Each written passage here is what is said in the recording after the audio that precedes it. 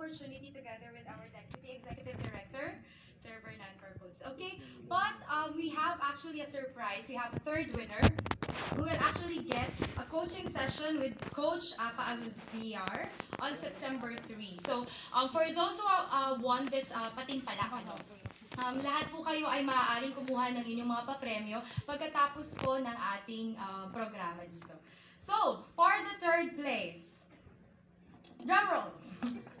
So, may we call on contestant number 5, Miss Rica Villaflor.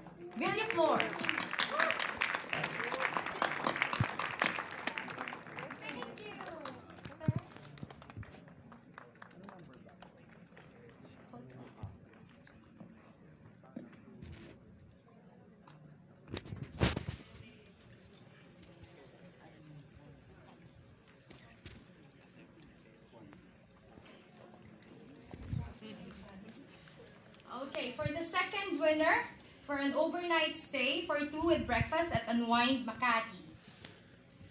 Contestant number 6, Albert Jr. Marzo.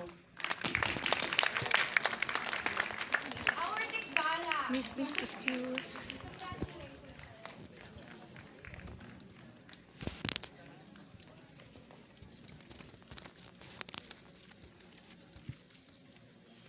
And the winner, Best Theme Wear, with the average of 95.66%. May we call on contestant number 9, Guy Singson.